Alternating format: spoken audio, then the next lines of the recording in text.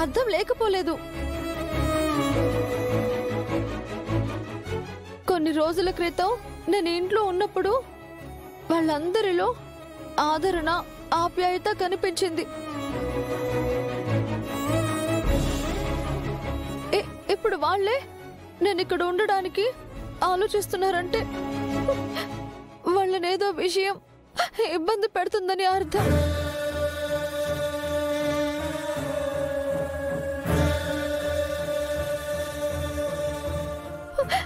నా కారణంగా ఈ ఇంట్లో సంతోషం తిరిగొచ్చింది అన్నారు.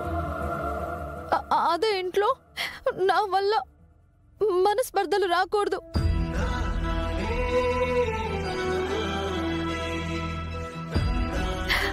అమ్మ కనిపించకపోయేసరికి ఏం చేయాలో అర్థం కాని స్థితిలో మీతో వచ్చేసాను. కానీ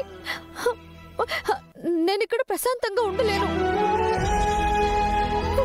నా నెల్లి మా ఇంట్లోనే ఉండి మా అమ్మని వెతుక్కుంటాను.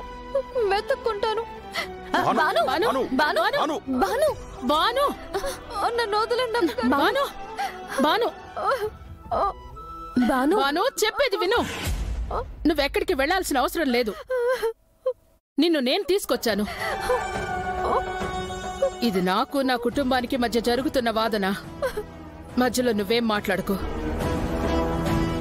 చూడండి, బాను ఈ ఇంట్లోనే ఉంటుంది, ఉండి తీరాలి. ఇదే నా చివరి నిర్ణయం.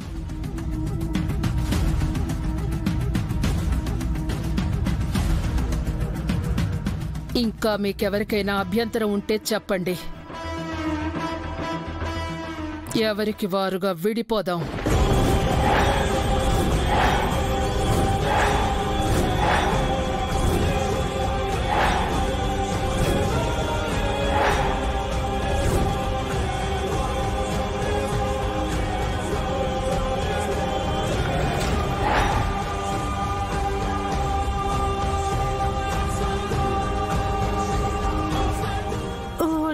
Sister, no no. అలా అంటారేంటక్క? అందరం కలిసి ఉంటేనే కదా కుటుంబం. Yeah we all are family.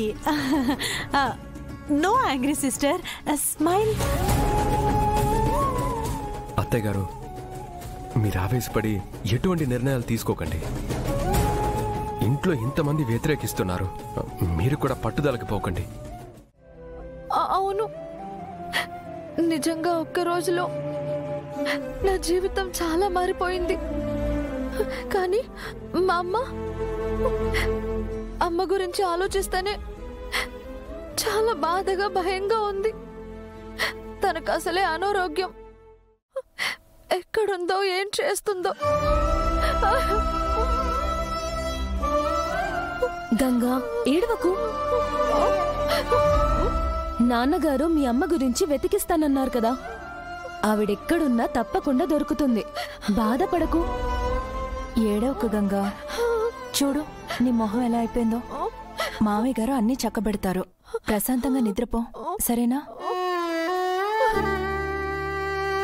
పెళ్ళాగిపోయింది okay, మరి తనని వాళ్ళింట్లోనే ఉంచకుండా ఇక్కడికి ఎందుకు? Why bringing sister? దీనివల్ల జరిగే పరిణామాల గురించి కూడా ఆలోచించాల్సింది కదా. ఎక్కడో ఒక చోట ఉంచి తన బాగోగులు చూసుకోవచ్చు కదా. ఓహో, ఇంట్లో అందరూ నిన్ను ఉండడానికి ఒప్పుకోలేదు, దానికోసం బాధపడుతున్నావా? చూడు, అత్తయ్య వాళ్ళు నేను ఉండడానికి వద్దన్నారంటే అది నీ మీద కోపం కాదు, పరిస్థితుల పట్ల భయం. 2 రోజులైతే అంతా సర్దుకుంటుంది. కాస్త ఓపికగా ఉండు. దేవుడా, నేను బాగా సంపాదించాలి. మా అమ్మ నాన్నని బాగా చూసుకోవాలి. అమ్మ ఆరోగ్యం నయమైపోవాలి. చాలు, ఇంకేం అడుగును. దేవుడా, నా గంగ లోకం తెలియని అమాయకురాలు. దాన్ని ఒక అయ్య చేతిలో పెట్టే వరకు నా పానాలు నిలబెట్టు సామి, చాలు. నిజం చెప్పమ్మా, నాకు పెళ్లి కావాలని కోరుకుంటున్నావు కదా? అవును, అయితే ఏంటి? దేవుడు నీ మాటేం వినడు, నా మాటే వింటాడు. ఎందుకంటే నేను దేవుడికి బెస్ట్ ఫ్రెండింగ్. ఓం అఘోరేభ్యో సఘోరేభ్యో ఘోరతరేభ్యః సర్వేభ్యః సర్వేభ్యో నమస్తే అస్తు రుద్రరూపేభ్యః. ఓం తత్పురుషాయ విద్మహే మహాదేవాయ తన్నో రుద్ర ప్రచోదయాత్. ఏంటనేది? ఏం లేదమ్మా, నీతో మాట్లాడుతూ చేత్తో హారతి తాకాను. సై చూపి.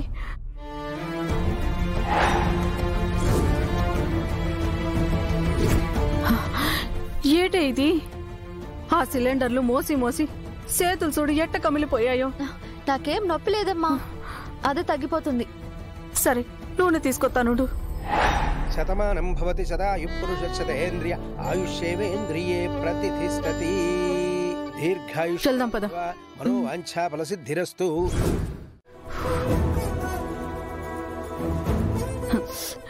ఈ రోగిట్టి దాన్ని బతికించుకోవాలని ఎందుకే నీకింత తాపత్రయం? ఆ మాట అనొద్దన్నాను కదా. నానుండగా నీకేం కానివ్వను. ఇంకా కష్టపడి సంపాదించి నీ అనారోగ్యం నయం చేయిస్తాను. నా బాధ కూడా అదేనే. నా కోసం నువ్వు కట్టపడుతున్నావు. ఈ చేతుల గోరింటాకు పెట్టుకొని కాళ్ళకి పారాని రాసుకొని పెళ్లి కూతుర్లా అత్తారింటికెళ్లాల్సిందానివి.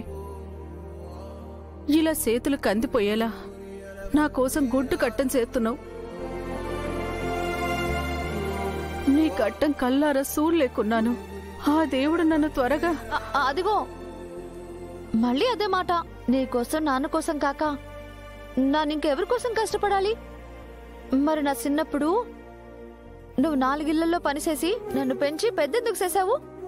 నన్ను వదిలేయాల్సింది కదా. అది నా బాధ్యతే. ఇది నా బాధ్యతే. సర్లే, నీతో వాదించడం నా వల్ల కాదు.